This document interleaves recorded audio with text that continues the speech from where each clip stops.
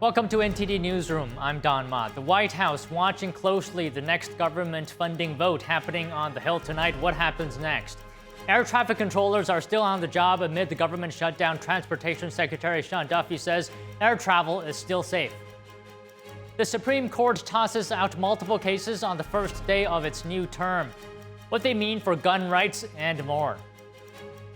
CBS News has named the founder of the Free Press as its new editor-in-chief. An expert joins us to look at the impacts of Barry Weiss, now running the news organization. The European Union wants to get involved in President Trump's peace plan for Gaza, and Germany's foreign minister says he thinks the first phase of the plan can be implemented as soon as this week.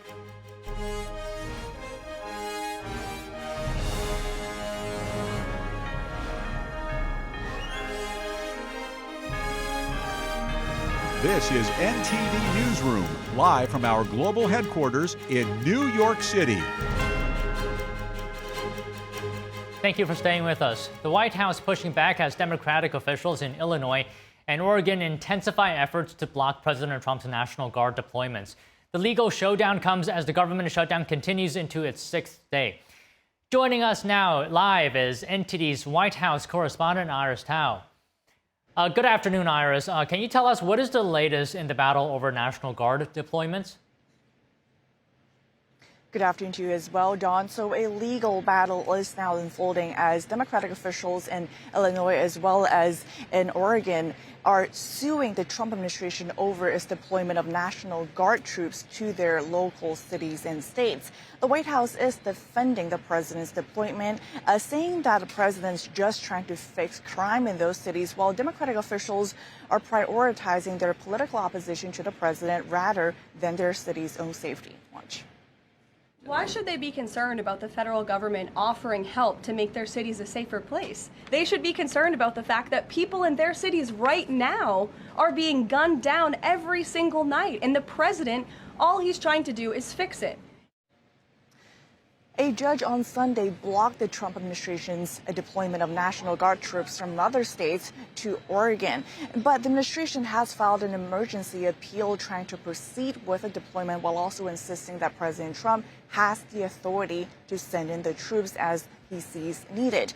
Meanwhile, the White House today also condemned attacks against ICE agents in cities like Portland, while also vowing to investigate the financial backings of these protesters in some cases.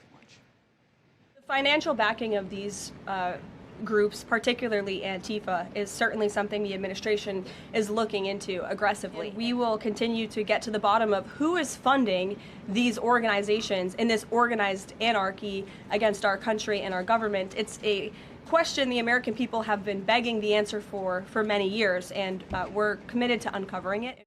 And Don, it comes as Homeland Security Secretary Kristi Noem says that they have received intelligence pointing to the fact that some of these attackers on ICE agents are actually organized and are attempting to attack, but also to ambush and kill those federal officers. Don. And Iris, as the Senate is set to vote again on the funding bill today, what's the White House saying about the government shutdown, which is now in its sixth day? Right. So senators are coming back today to, again, try to negotiate, to try to strike a deal over government shutdown and what's preceding it. But the Trump administration is, again, emphasizing that whatever consequence there has been and there will be for the government shutdown is on the Democrat side to blame. And also the White House today listing those consequences as, of course, like you mentioned, the shutdown enters its sixth day. Watch. If the Democrats do not vote to open the government tonight, federal workers will not receive their next full paycheck. Additionally, the special supplemental nutrition program for women, infants, and children will run out of federal money very soon. The press secretary told us that President Trump today spoke with a leader of House Speaker Johnson, as well as he has spoken with the Senate Majority Leader Thune, who is negotiating with Senate Democrats. And in other news, the president today also announced that he's imposing a 25% tariff on all imported medium and heavy-duty trucks starting November 1st. And schedule-wise, we don't have an open event from the president today, although that remains to be seen. If anything, will change. But on Thursday, he is holding another cabinet meeting, and tomorrow he's meeting with the Canadian Prime Minister to talk about issues including trade. Back to you, Don. Okay, Iris, thank you very much. The government has been shut down for 6 days now, and the Senate will try again this afternoon to vote on the Democratic and Republican proposal to reopen the government. Our Washington correspondent, Luis Eduardo Martinez, has the latest on this story. What we did, because Republicans are in charge of both houses right now, is the responsible thing.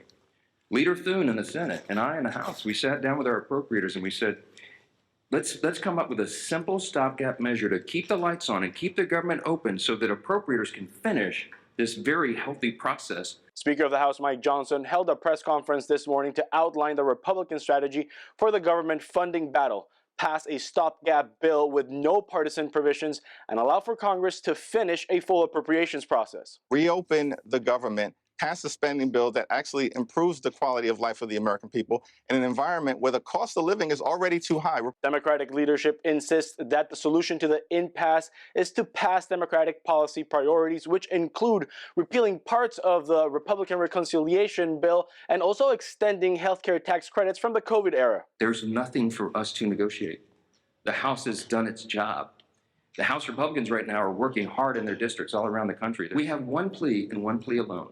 We need a handful of Democrats to stop the madness, reopen the government, so that we can get to these critical debates about the year-end policy decisions with regard to the further reforms to health care. The White House has warned lawmakers that reductions in force of the federal government could begin this week if Congress does not manage to fund government. And any government worker that loses their job because of rifts after another failed attempt to negotiate is going to be really there because the Democrats are being intransigent.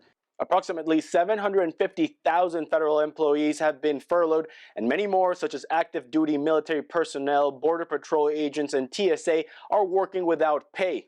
The American economy is also hurting. Costs the U.S. GDP about $15 billion a week for a shutdown, or about 0.1% of GDP. And so if the shutdown continues for a long time, then there are going to be a lot of things that don't happen, and it will show up in the GDP number. The Senate is prepared to vote for a fifth time this afternoon on the continuing resolution proposed by Republicans to reopen government. Thus far, only 3 Democrats have joined Republicans in this effort. Reporting from Washington, D.C., Luis Eduardo Martinez, NTD News. As the government shutdown enters its second week, air traffic controllers continue to work. Transportation Secretary Sean Duffy briefed reporters today on the issues workers are facing. They're not just now thinking about the airspace and the jobs they have to do in these towers or TRACONs or centers across the country. They're thinking about, am I going to get a paycheck? And their paychecks should come a week from tomorrow. And so now what they think about as they're controlling our airspace is, how am I going to pay my mortgage? How do I make my car payment? I have a couple kids at home. How do I put food on the table? The ongoing government shutdown requires air traffic controllers to work without pay. The union representing more than 13,000 air traffic controllers urged them to remain on the job. Duffy told reporters that despite the shutdown, air traffic remains safe. However, he also urged Democratic lawmakers to reach a deal with Republicans to reopen the government. We should care about Americans. We should care about American citizens, Americans' air travel. That's who we were elected to represent. And so I think the Democrats are misguided in what their priorities are. About 50,000 TSA employees who staff airport security checkpoints are also required to keep working. Like air traffic controllers, they are not getting paid until the government reopens. The federal government shutdown could negatively impact U.S. GDP, Treasury Secretary Scott Bessent said. Joining us now to discuss is Daniel Lacalle, chief economist at Tressis Hedge Fund, international financial analyst, and author of the book Freedom or Equality. Good afternoon, Daniel. Always great to see you. So what do you think here? Hi, how much good afternoon. How much could a shutdown meaningfully impact GDP and economic growth? Quite limited, to be fairly honest. Don, if you look at the latest figures of GDP growth, the GDP growth in the United States is about 3.8%. It's expected to be around 3.9% in the third quarter, annualized, and that is with a reduction in government spending. So if you look at the global elements that mean the most for GDP growth, we could have a small reduction in government consumption. There will be no impact on the part that comes from defense because that is not affected by the shutdown. And maybe there is, I don't know, maybe a 0.1% at best or at worst, no? So very limited, I would say, considering the evidence of 2 quarters of negative government consumption, in which federal government spending has been reducing by 5% per quarter, and it has had no impact on economic growth. Actually, the opposite. No, sometimes what you find, as it happened in other countries, is that when you start reducing government spending that limits economic growth in many cases, then what you get is an acceleration. So I don't think that there's going to be a significant impact.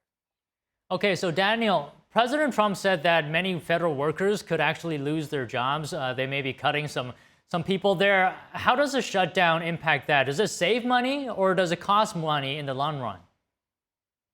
Well, obviously, reducing the excess of government jobs is a very important thing to do, because you have to remember that the Biden administration increased government jobs by about 50,000 a month every month.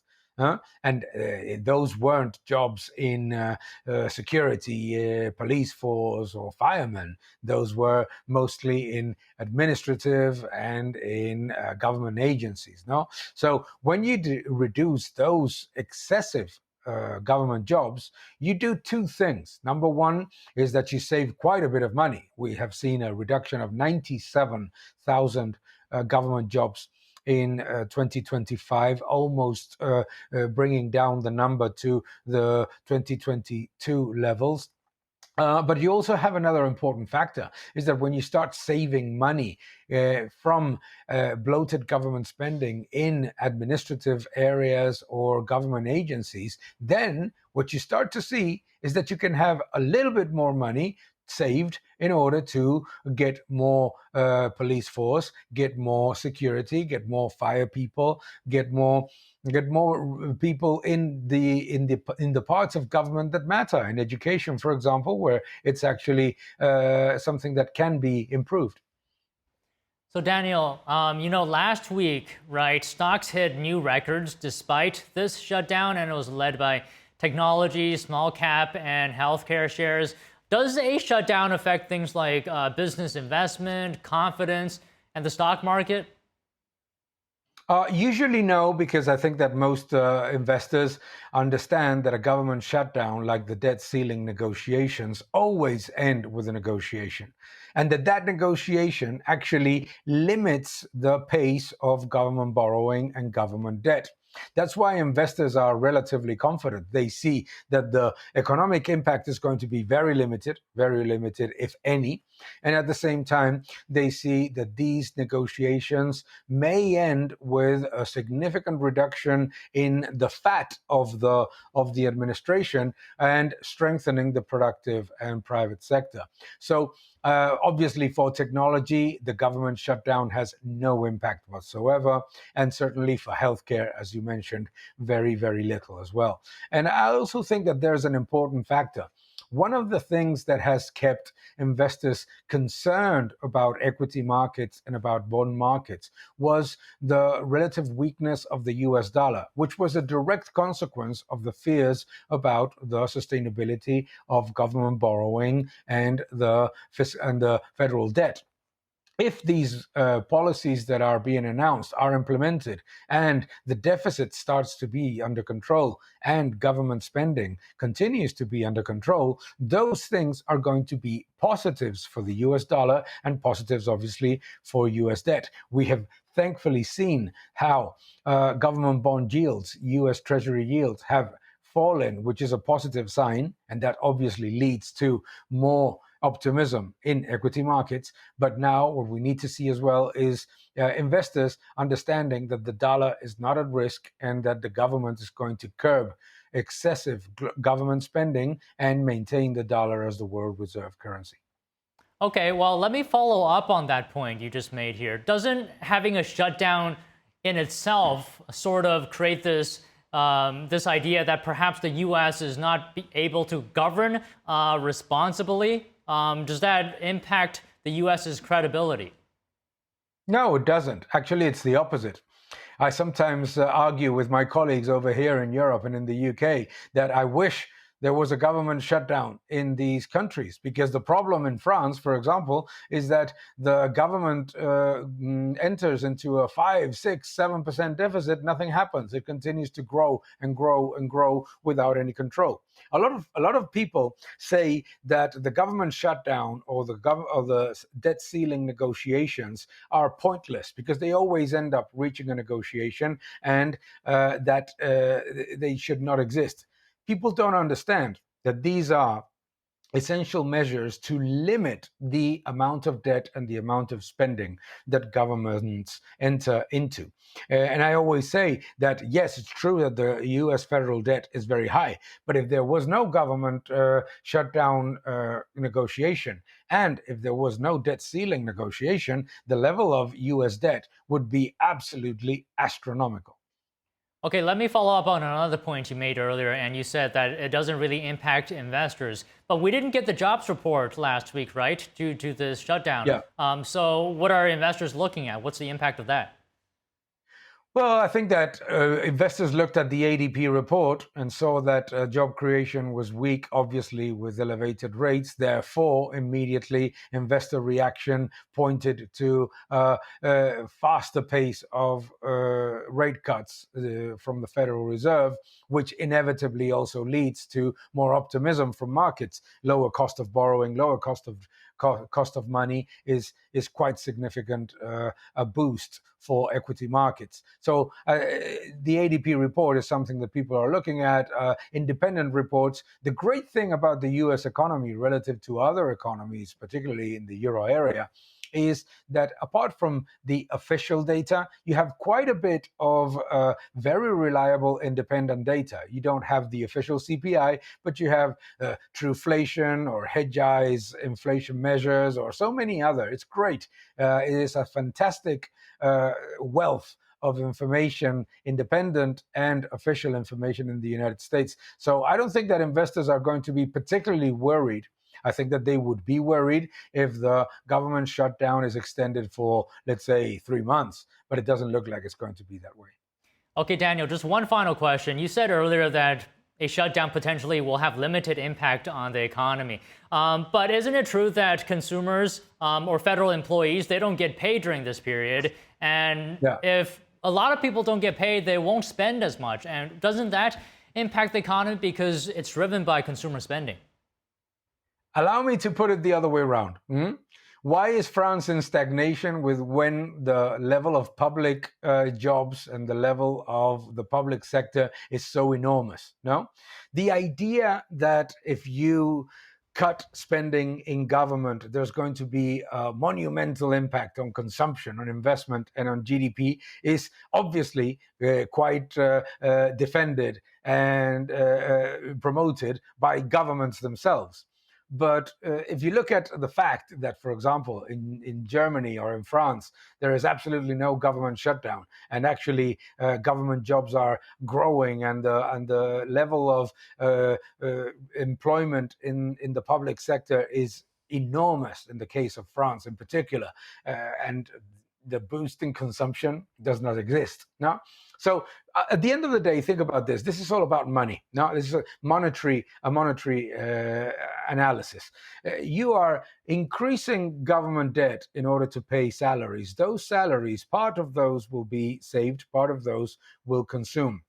What happens is that the impact on consumption is very limited relative to the negative impact of government debt increasing. So what needs to be done is to address the imbalances of the public sector in the United States, and obviously bring back as many of those jobs that are needed, and obviously pay them the way that they should be paid. No, another interesting point that you may find fascinating is that in countries in which there was a very significant reduction of administrative, I'm talking about the unnecessary part of government jobs, consumption actually rose. Why? Because obviously the impact on the private sector is much lower in terms of the amount of taxes that are expected in the future. Well, okay, Daniel, it's always interesting to hear your insight. Thank you very much for your time today. Always a pleasure. Thank you very much. In reports today, the FBI arrested 2 people who allegedly attacked federal law enforcement officers in Chicago using their vehicles. It comes amid a tightening of immigration policies in the city. We're bringing in now Kyle Scheidler, Director and Senior Analyst for Homeland Security and Counterterrorism at the Center for Security Policy and editor of Unmasking Antifa, 5 Perspectives on a Growing Threat. So Kyle, always great to have you here. Thank you very much for your time today. Can we get your reaction now to the latest news? Well, unfortunately, I think it's unsurprising to see Democratic governors and mayors in Democratic cities resisting the federal government's efforts to enforce immigration law. These locations have been central to the sanctuary movement for some time now. They have flaunted federal law when it came to addressing illegal aliens and illegal immigration. And I think it's just so telling that during the Biden administration, for example, when Texas Governor Greg Abbott wanted to use the National Guard to defend the border, there were threats from members of the lawmakers on the Democratic Party to federalize the National Guard to prevent him from securing the border. But now President Trump wants to use the National Guard to defend federal buildings, which are under nightly and daily attack. And he is being told that he doesn't have the power to do that. So it's very interesting to see members of the Democratic Party playing both sides of the fence when it comes to how the Guard is used. You know, upon hearing reports like this, I mean, it suggests that there are increased attacks and aggression against federal workers, specifically federal law enforcement under the Trump administration. Who do you think is behind these attacks? Why are we seeing this rise? We have seen a large uptick in activity from elements of the radical left. Now, this consists of a variety of different ideological groups. You have Antifa, which are primarily organized along anarchist lines. You have Marxist-Leninist organizations like the Party for Socialism and Liberation that are organizing mass movement protests. And you have other community organizations, bail funds, et cetera, which are all playing a role in making this possible. The federal government needs to get a handle on how this functions, how this ecosystem works, how these various elements interact with each other in order to make these attacks on federal facilities possible. Is political rhetoric on the left driving these groups as well? Well, one has to consider that it is a major part of Antifa's strategy to pull the center left further left by making their opponents out to be fascists or out to be far right. So the further that the center left, the Democratic Party and elements of the Democratic Party engage in this rhetoric of calling the enforcement of federal law fascism, the more they are playing into the hands of the radical left, of the Antifa groups. And I would warn them that, after the election of President Joe Biden, Antifa marched through the streets of Portland with signs saying things like, "We don't want Biden, we want revenge," and "Liberals get the bullet too." So they could end up becoming victims of the very Antifa movement that their rhetoric is spurring on. And they need to realize that Americans of all persuasions, right and left, need to stand against this kind of anarchist violence, which does not have anyone's best interest at heart. So, Kyle, as you already know, President Trump has responded to these protests and attacks against law enforcement in Chicago by sending 300 National Guard troops. Some people are arguing this is adding fuel to the flame. Can we get how you look at it? Well, I think there is certainly a risk that it will escalate events. I understand the president's thought process, particularly because federal law enforcement exists to enforce the law. They are not primarily designed to defend static positions from attack. The National Guard, on the other hand, has the ability to do that and do it very effectively. When you have local and state officials who refuse to enforce the law, they refuse to prevent these Antifa groups from using state and local jurisdictions in order to organize their attacks on federal facilities. The president has to do something to push those actors further back away from those federal facilities, because right now it's a very thin line. And what we're seeing is Antifa and similar groups are able to take the attack against to these federal facilities night after night and day after day, and they are not pursued into the rest of the city. They are not arrested and searched, by local and state law enforcement in some of these cities. So the president has to do something to ensure that federal law enforcement can get back to the job that they're actually supposed to be doing, which in this case is enforcing federal immigration law. So how do you look at then the federal judge on Sunday blocking the deployment of the California National Guard to Portland? What do you think might be the consequences could there be if more states follow this path? Well, there are some very specific requirements for the president to exercise the Insurrection Act and deploy the National Guard as the militia to a state, and particularly to do it over the objection of the governor or state legislature of that state.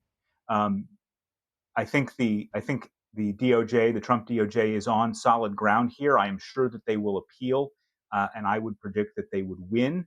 But of course, the question is what kind of damage and who will be harmed in the meantime.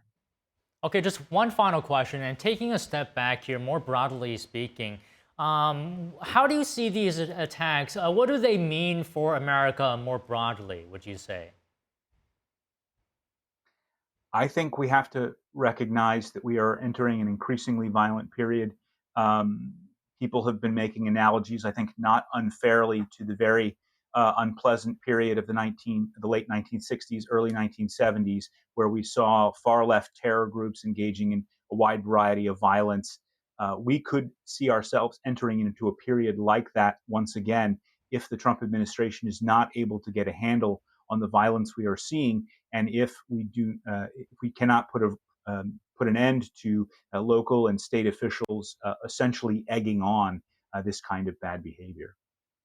Well, it certainly looks like a serious situation, and it's always great to have your insight on it. Thank you very much for your time today, Kyle. Thank you for having me. New developments at Paramount. The media company has acquired the Free Press and installed its founder, Barry Weiss, as the editor-in-chief of CBS News. CEO David Ellison welcomed Weiss to the organization. In a press release, he wrote, "I am confident her entrepreneurial drive and editorial vision will invigorate CBS News." Weiss founded the Free Press in 2021 after resigning from the New York Times in 2020. In her resignation letter, Weiss cited discrimination and a hostile work environment. The journalist also criticized the paper's editorial policies. She wrote at the time, quote, "Stories are chosen and told in a way to satisfy the narrowest of audiences, rather than to allow a curious public to read about the world and then draw their own conclusions." In a statement today, Weiss called the new agreement a testament to the vision of Paramount's new leaders. Joining us to unpack the move is Curtis Hook, managing editor of MRC's Newsbusters. So Weiss started the Free Press 5 years ago, as you already know, after resigning as an op-ed writer for the New York Times. Can I ask you this? What is Weiss best known for, and how could her values impact CBS News? Yeah, so once she left the New York Times after what she felt was a sustained bullying campaign against her and other Jewish staffers at the New York Times, and also the uproar that a lot of viewers may recall in the summer of 2020 when the New York Times had published an op-ed from Tom Cotton saying that the National Guard should be sent into major American cities to help quell unrest, something very familiar to what we've been dealing with in the country the last few months. And that caused such a huge uproar, and Weiss defended it, the right to publish that and hear different opinions, but the New York Times staff didn't want to hear it. So she launched a site called the Free Press, as we've alluded to here. And it was a series of, and it still is, a series of thought-provoking journalists from across the political spectrum engaging in investigative journalism, cultural reviews, movie reviews, columns talking about free speech, discourse, foreign policy, covering the real gambit. But the premise being that they are a center left to center right publication, because that is where they believe that the American public largely exists. And, Barry Weiss, I think, is such a welcome breath of fresh air to CBS because it is such an iconic brand in the country's zeitgeist, especially for a lot of older Americans.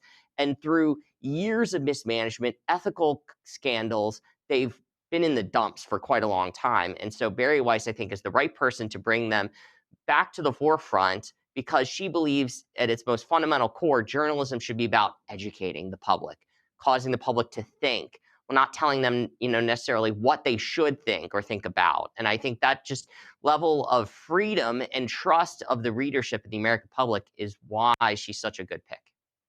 Okay, Curtis, let me ask you this. CBS News has been accused of bias before. And just this summer, right, Paramount settled a lawsuit with President Trump for $16 million. And this was over a 60 Minutes interview with Kamala Harris, where two different portions of her responses were aired. What kind of reputation does CBS News have with viewers?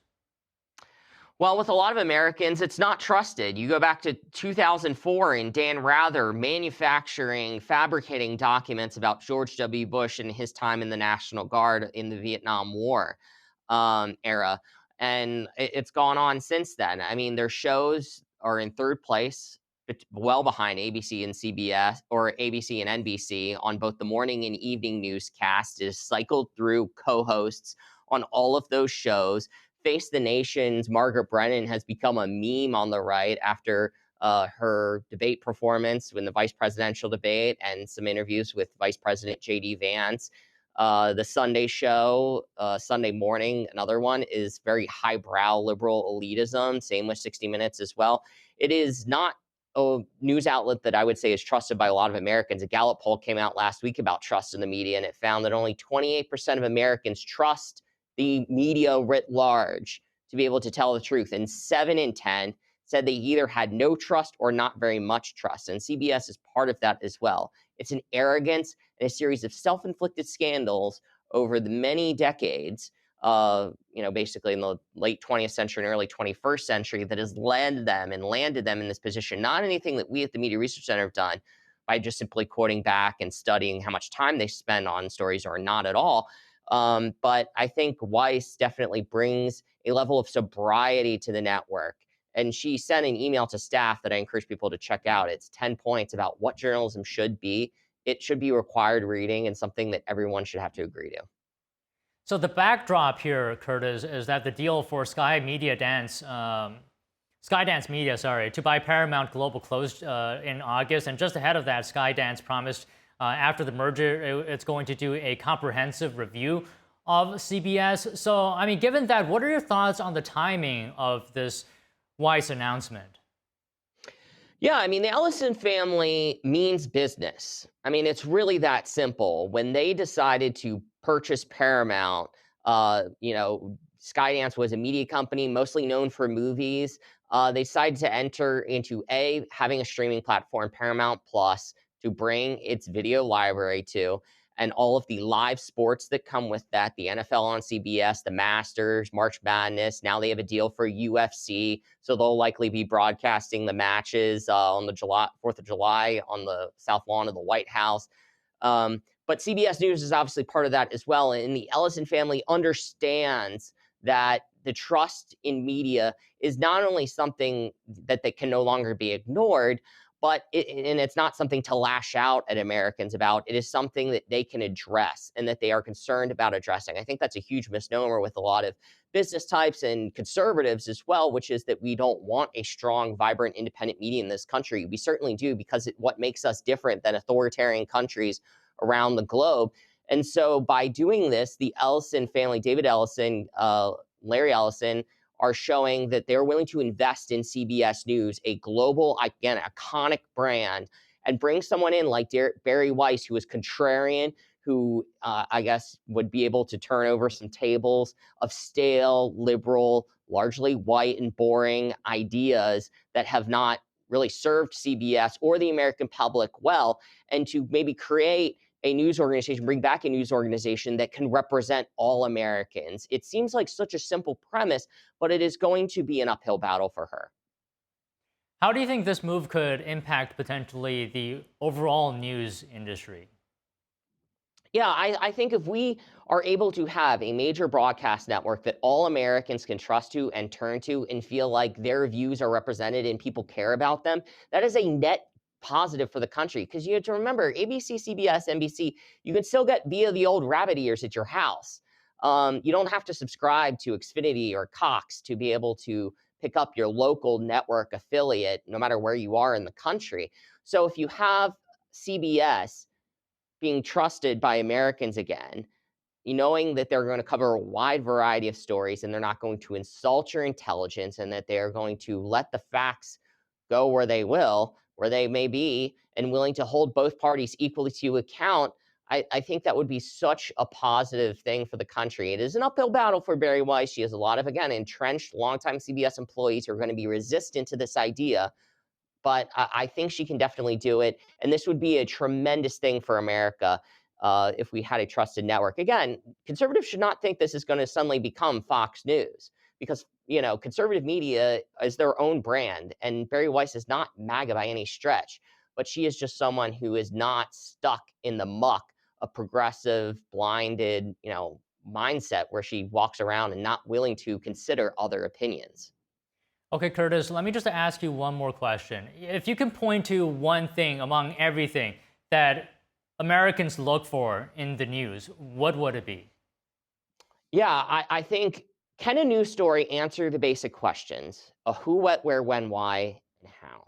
If you can't answer those things, if you leave certain facts out, you leave out a political party, if there's a political scandal afoot, those kinds of things, then the story kind of falls apart. All news stories should be able to answer the most basic facts and provide proper context and perspective and balance in its sound bites and transparency on the part of reporters. Then, that's a recipe for success, especially at a major news organization like this with resources and people stationed all around the globe. I think this is going to be a really positive experiment here, and Barry Weiss is the person to do this if she is given the right responsibilities to reform and maybe bring in new voices and maybe let some contract slaps of people who were on their way out, people who aren't willing to get on board, to bring in more voices. And there are people at CBS, I will say, that I think would be committed to this. So this is not a tear down to the studs kind of mission for her at CBS. Well, okay, Curtis, really a pleasure to speak with you today. Thank you very much. No problem. Joining us now is Emel Khan, senior White House correspondent for the Epoch Times. Emel, thank you for joining us. Can you give us the latest from the White House on the Gaza deal?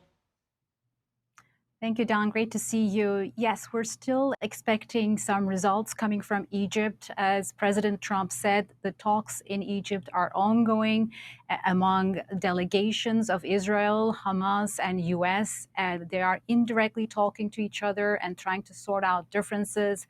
And this week is very, very important for Trump because he wants these negotiations to end and quickly come to a deal. And they asked the parties, he asked the parties to move fast to come to a deal. It's an important week for President Trump because, as you just mentioned, Nobel prizes are being awarded, and Nobel Peace Prize will be announced on Friday. And the hope is for President Trump will be awarded. It still remains to be seen. He's one of the candidates. But as we speak, the negotiations in Egypt are ongoing. Hamas came up with certain conditions on Friday. They agreed to do a hostage release. They have agreed to release all hostages for the first time, but they have certain conditions. We don't know the details of these conditions, but it's related to disarmament of Gaza. It's related to demilitarization, de-radicalization of Gaza. It could also be related to future role that they want to take part in the future of Palestinian state and the governance. So I think those are red lines for Israel, and I don't know if they can come to a conclusion. But the hope is both President Trump and Marco Rubio, Secretary of State, expressed a lot of hopes this weekend about the ongoing talks, and we may see something happening soon. So why has Hamas chosen to agree to the hostage release now? Yeah, it's a good question. Now, everybody thinks that this 20-point peace plan that President Trump proposed came up from the White House. It's actually not. This peace plan had gone through a lot of intense talks. There were a lot of feedbacks, inputs that they received from Middle Eastern countries, Arab nations, from Qatar, from Egypt, from UAE, from Turkey. So this peace plan was formalized by the help of these nations. And these countries know what Palestinians need, so they took into account these needs. And it also doesn't rule out Palestinian state. When conditions meet, President Trump agrees in this peace plan, that the conditions will be set for a Palestinian statehood. Now, what is most interesting is that President Trump had achieved to convince Israeli government to agree to this plan. That's most important. And Netanyahu, for the first time, has agreed to this plan, because these negotiations have been going on for a long time, and there were a lot of red lines for Israeli government. So I think it shows how important a role the president of the United States, Trump, played in these negotiations. And what parts of the peace deal is Hamas asking for further consultation on? Now, they have to de-radicalize Gaza. They have to demilitarize. They need to lay down their arms. So this is the difficult part. And also reconstructing Gaza is a long process. I think they probably have a lot of demands, but it remains to be seen. So we don't know the details, and President Trump hasn't really disclosed the bottlenecks in the talks current talks. So we don't know many of the details, but I am assuming that Hamas is still demanding some role in the future of Palestinian state. Can you speak as to has President Trump's cooperation with other Middle East nations strengthened relations with Qatar, Turkey, Saudi Arabia, Jordan, or Egypt? Yes, this is an important role. I mean, this whole peace plan was put together with the help of these Arab countries. And so I think that's what they did wisely. For the first time, they incorporated many people's feedback for this peace plan. And it was presented during the United Nations General Assembly 2 weeks ago. They had a lot of intense talks. We learned that there were a lot of behind-the-scene intense talks about the peace plan. So their input, their help was very, very important. And that's why there's, for the first time, a hope to come to a peace agreement. And I know a lot of people talking about this peace talks and, talking about Hamas, and they have been very disappointed with Hamas's conditional, agreement to this peace plan.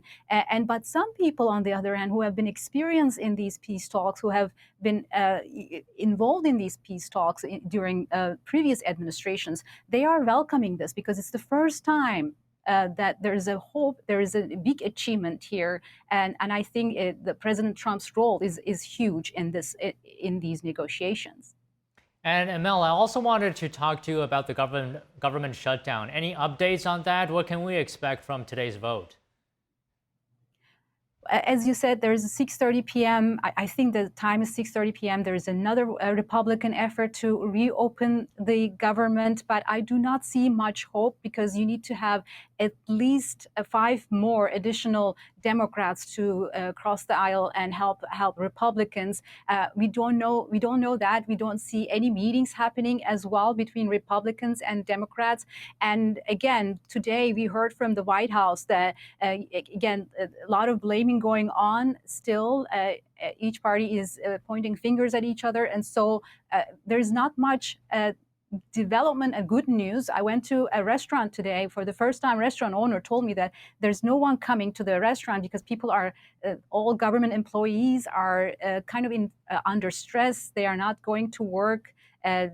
Some are being furloughed this week, going to be furloughed this week, and a lot of people will lose their jobs. So it's critical. And the White House also said today that Democrats demanding healthcare subsidies and healthcare insurance for extended subsidies for illegal immigrants, and they came up with an estimate that the amount that they are asking for is $200 billion, and also the funding for weak women, infants, and children nutrition program is a very crucial program. The funding for that will end this week, so they need to come to a conclusion. They need to come to an agreement, but I don't see any solution at the moment. Well, Amel, keep us updated on the situation, and it was good to talk to you today. Thank you. Likewise. Thank you, Don. The Center for Disease Control and Prevention will no longer recommend the COVID-19 vaccine for general use. The agency says that individuals should consider a range of factors and consult with their doctor before receiving a shot. For the last several years, the CDC recommended virtually all people aged 6 months and older receive a COVID-19 vaccine, including boosters. In May, the Public Health Agency stopped recommending COVID-19 vaccination for healthy children and pregnant women. Last month, the CDC's vaccine advisory panel said data supporting the shot's effectiveness was weak. Members also said they were concerned about side effects, including myocarditis, a form of heart inflammation. Acting CDC Director Jim O'Neill commented on the decision, saying, quote, "Informed consent is back." This year's Nobel Prize in Medicine goes to 3 scientists whose research revealed how the immune system keeps itself in balance. American researchers Mary Q and Fred Ramsdell, along with Japan's Shimon Sakaguchi, are being honored for breakthroughs that explained peripheral immune tolerance. That's the body's safeguard against attacking its own cells. The Nobel Assembly at Karolinska Institutet has today decided to award the 2025 Nobel Prize in Physiology or Medicine jointly to Mary Branco, Fred Ramsdell, and Shimon Sakaguchi for their discoveries concerning peripheral immune tolerance. Their work laid the foundation for new treatments targeting autoimmune disorders and certain cancers, and could one day make organ transplants more successful. Sakaguchi first identified a key type of immune cell called the so-called regulatory T cell in the 1990s. Branco and Ramsdell later discovered the FOXP3 gene that helps control those cells, linking genetics to immune self-control. The trio will share nearly $1.2 million in prize money. The Nobel Committee says their discoveries reshaped modern immunology and could transform medicine for decades to come. A search for family members sheds light on the shocking practice of forced organ harvesting in China. An award-winning documentary detailing the crime against humanity was presented in Washington, D.C. last week. NTD's Sam Wong was at the screening of state organs to hear from the film crew and the audience. This isn't a China problem, it's a communism problem. On Friday, DC's Rotary Satellite Club hosted a screening of the award-winning documentary State Organs. The film delves into the stories of 2 families in China that spent more than 2 decades searching for their missing relatives. They discovered along the way a state-backed organ harvesting scheme that targets a large percentage of the population. There was a case about this young lady, eyes wide open, and they're actually going to remove her eye. That is insane. It's not some local guy in the back room somewhere in China. This is the highest level of government. A main target of this human rights violation is Falun Gong, a spiritual practice based on the tenets of truthfulness, compassion, and forbearance. Since 1999, practitioners of Falun Gong or Falun Dafa have been subjected to a nationwide persecution campaign. Along with mass incarceration and torture, China saw an explosion of organ transplants during the persecution, thus despite not having a voluntary organ donation system. In 2019, the UK's China Tribunal found that Falun Gong practitioners are likely the primary victims of forced organ harvesting. It's estimated that about 60,000 to 90,000 transplants are done a year by the CCP. We estimate that about every 30 minutes someone is killed for their organs right now at this moment. So as we speak or as we watch the movie, 2 to 3 people were killed. Audience members said they're shocked by the sheer brutality and scale of this human rights violation. This whole idea of medical tourism, which has become $1 billion or $1 trillion industry, because it's scaring me now. I would like to see the government not allow individuals here in the United States to be able to go to China to receive a transplant. There is no waiting list. Earlier this year, the U.S. House of Representatives unanimously passed the Falun Gong Protection Act, a bipartisan bill aimed at sanctioning anyone involved in China's acts of forced organ harvesting. The bill now awaits action in the Senate. If passed, it will become law once signed by the president. After the Holocaust, during the World War II, people kept saying, never again, never again. But now it had happened again. The difference is, today, while we still have time to stop this crime against humanity, we still have an opportunity to change the course of history. Sam Wang, NTD News, Washington, D.C. House Minority Leader Jeffries challenges Speaker Johnson to a debate over the government shutdown, while the White House warns lawmakers that the country would be losing approximately $15 billion per week if the government does not reopen. We have that story and more after this break. The leadership, the mayors, the municipalities, why is that so important, and why does that give you the kind of effectiveness in terms of the result that you're seeking through Operation Summer Heat? Operation Summer Heat was a 3-month surge by the FBI, our state and local partner. Everybody knows that. We see that. You can't walk around these cities anymore. People are getting shot. Kids are getting shot. Drugs are killing our youth. We need to do what the FBI is best at, crush violent crime. Summer Heat had 8,700 arrests. In 3 months, Summer Heat had 2,281 firearms seized permanently off our streets. 3 months, fentanyl, 421 kilograms. By the way, that's enough to kill over 50 million Americans. 50 million. On the low end, that's a conservative estimate. Lethal doses off that seizure. 45,000 kilograms of cocaine. We conducted operations that led us to 2,000 indictments and 1,400 convictions.